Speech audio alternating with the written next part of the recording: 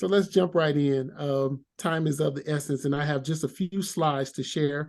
Again, Beta.Made is all about community, culture, and creativity. We like to partner with community organizations, programs, schools, churches, in order to increase the frequency and opportunity of out-of-school time STEM activities in places where oftentimes there's a lack. Sometimes organizations don't participate as fully because they don't have the confidence or the capacity, and so that's where we come in. And of course, I can't control it like that. There we go. So before we do anything, the most important part is intention, setting intentions and moving with integrity. If you have a program, or if you're trying to come into a program or an organization, it is important to understand we had somebody jump in. What is the main purpose and goal? What are the outcomes that is important for that organization, so as not to disrupt or to cause program creep? And to do that, you have to build community. So it's important to start off with who are you serving and why. Every organization, every institute has a why.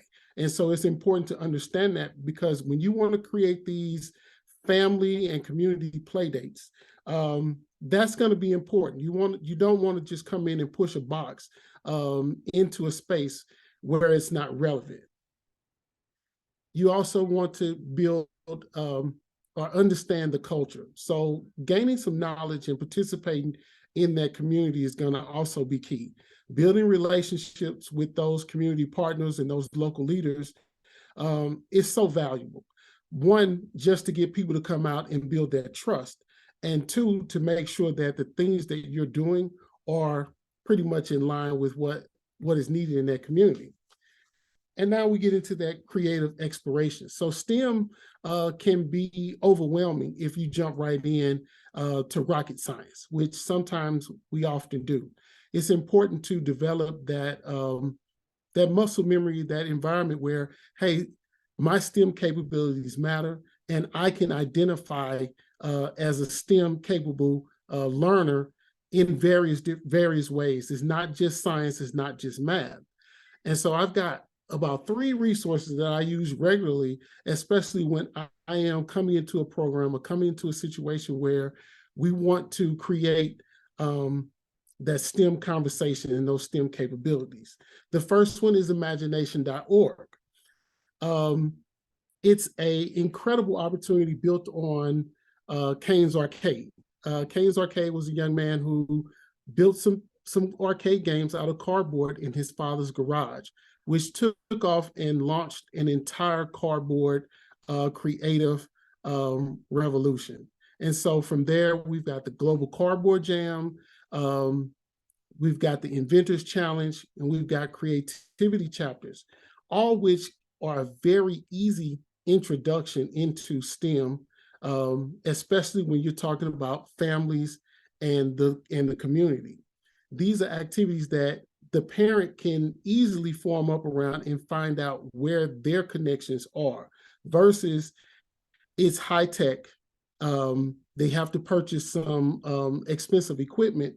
It's really just using cardboard and your design thinking skills.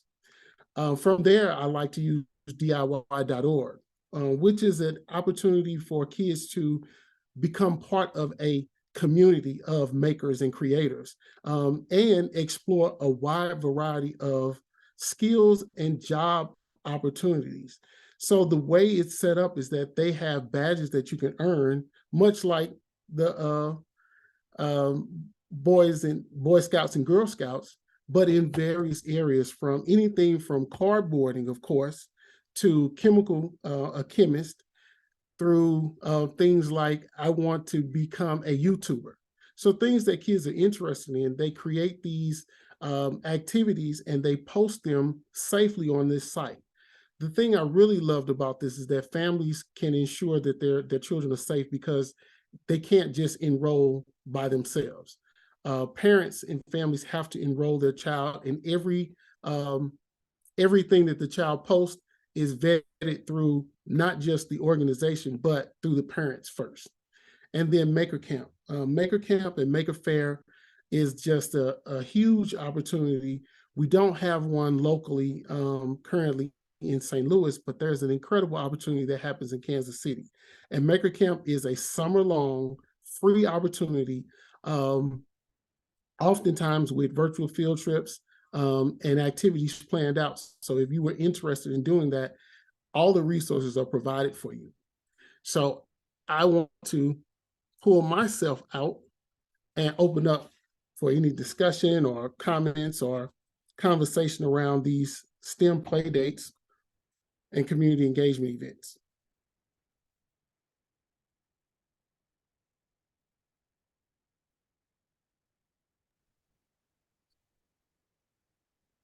So, I guess, so is that's what your group does, is you set up those like for my after school program through the school district, like we would have you come in and you would help us set up like a STEM community night.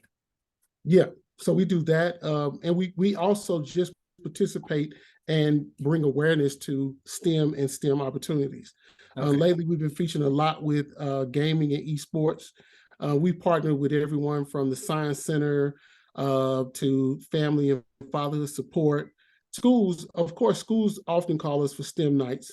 But we partner with local venues and community organizations, especially churches, who want to actually increase those STEM opportunities in their communities. Gotcha. What school are you at? I'm in Clayton for the Okay, school district, so I oversee the three elementary programs that we have, before and after, and then our early childhood program. cool. I'm not sure. I just spoke with someone in Clayton. Um, Maybe it was Chris, not Chris McGee, but really cool guy. I met him through STEM TQ. We had him with, and so I think he just moved to Clayton as an educator. He's with Connect Learning. Not sure.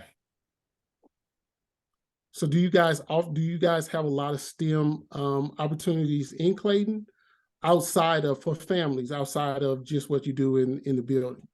I know the high school has a pretty robust STEM program as far as the first robotics, and some of the other things that they're doing, different high school clubs, but it's not as prevalent in the like elementary schools. So And how does a kid how would a kid identify as STEM capable before they get to high school in order for them to self-select if they want to participate in those robotics club and various opportunities? Really, I think I mean, I don't know what happens exactly at the middle school. That is probably the school I know the least about. Okay. As far as the elementary schools, I know like the Excel, or like the gifted teacher does a lot with it. And then the librarians have been doing more. So they do a lot of like the coding and a lot of the, they'll have like Makerspace Week. But really, it's a lot of the kids in the after school program that get the most exposure, because we push it a lot more and have the capacity to push it a lot more, in that, and then expose the kids to like, hey, this is what they're doing at the high school. And I know the high school tries to do some push-ins to elementary school where they've brought the one of their robots won one of the competitions, and they brought that around to the elementary schools and like Mhm. showed the kids like, hey, this is what we're doing, you can build this. I think they let the kids play with it and kind of program it, and so there is a little bit of push-in, but there could always be more. Well, we found that through practice that oftentimes it's the parents who need the greatest support. The kids don't really need to be convinced to participate, but sometimes, especially because we see a lot of grandparents, so it's not just always the parent who are needing the information, but the grandparent is actually the one providing care, and so they're not really informed on how to support their learner in this process. Of course, we know a lot about sports. If I wanted to play soccer, I know to buy the right shoes or the right equipment, but oftentimes, in order to spark that STEM connection and find out where your capabilities are, it's really important for the parent or the guardian to kind of have an understanding of how to support that that interest, which it's beyond just giving kids a device, which is often what we see. They just turn over a device and then it's like, yeah, that's not enough. And then sometimes we put our kids in programs, but the program has to come home. So if the program only happens at the program, if there's no connection at home, it kind of suffers. And so we have provided great opportunities for parents to get familiar and opportunities for that cross-generational play and connection. So getting parents on the floor with their kids building cardboard structures and understanding this prototyping and creativity oftentimes sparks some ideas when they get home. And then having that conversation of, did you know that this was that paper engineering was a career? Did you understand that? Okay, maybe they're not just playing a game. There's concepts and important details that you need to know about gaming and esports in order to support your child's development. Because just telling the kid to log out is not enough, which is important to create that balance, but understanding how to game, that mental piece, and then the resources in your community that you can actually connect to. Orlando, do you have a website for your for the Beta.Made? We actually don't. I know it's like I create websites for all these other, but it's not really. We're not selling anything. Gotcha. It's really just a community service.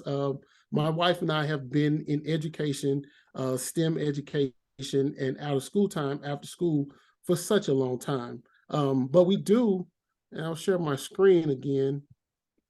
I kind of left that off, but because it was only two of us in there, we do have some incredible upcoming opportunities. We're really focusing mostly on the creative tech and gaming side of things, but all of these organizations have been reaching out and are highly interested, and so we're putting together quite a list. It's sometimes exhausting. There feels like I don't have a day off, but we are. We'll be out at Hazelwood with the national 100 Black women, I think. What happened?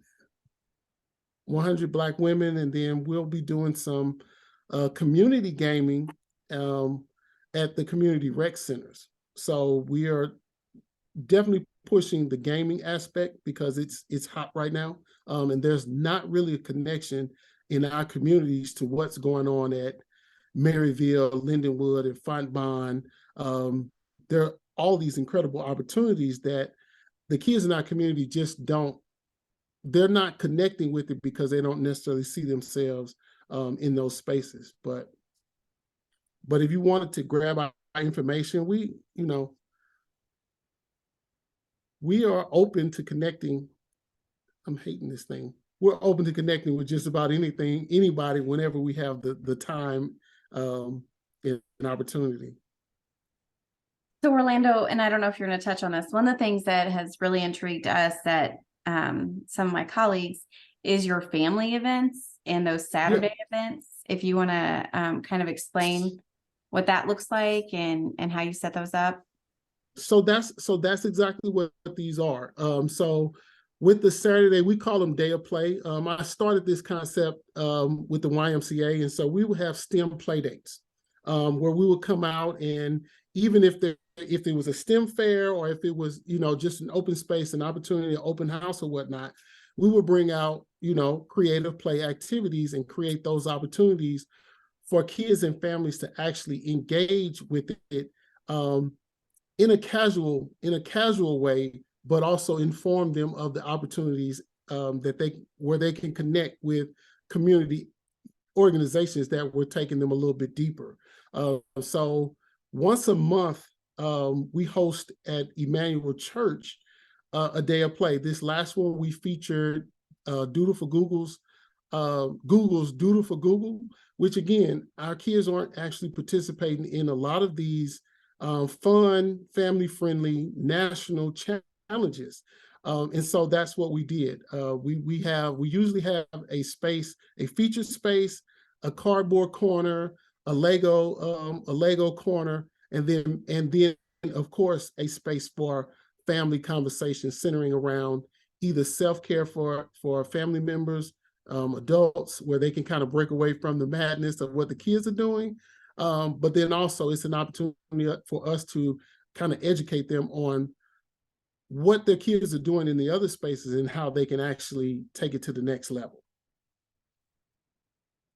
The next one we have coming up, of course, is centering around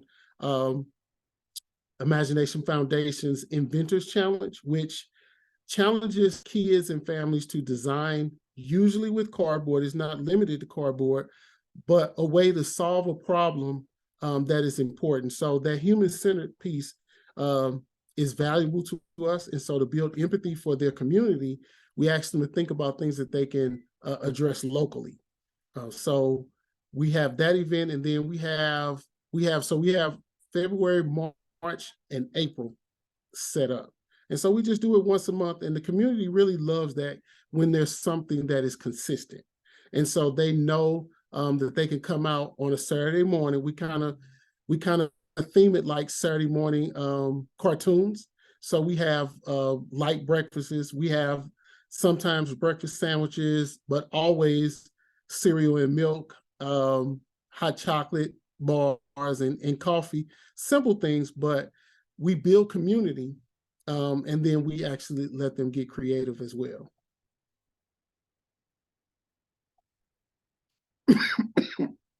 One key connection that often goes by is that it's important. The radical collaboration is important. You don't want to find yourself doing the events or in the space by yourself. You really want to tap into what's happening locally. So that's why I put in the piece of understanding the community that you're serving and connecting with those community organizations, those local community organizations and local leaders, so that when they come into the space, people see familiar faces and it's tied to some things that they can connect to once that event is over.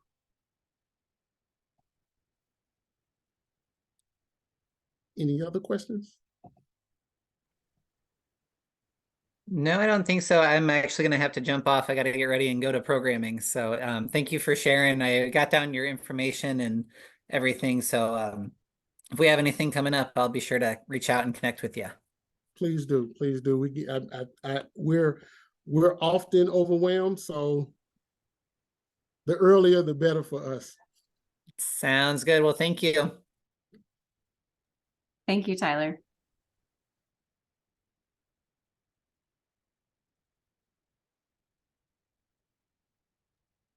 Orlando, did you have anything you want to share to wrap up, or?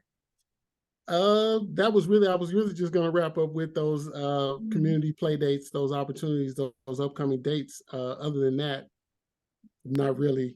Well, you do some fine work, and there's a good reputation in your area for your guys' efforts with families. So we have fun doing it, and so I think that's the most important piece for me. I work with STEM every day, so having some fun doing it, is so much more enjoyable sometimes. Right.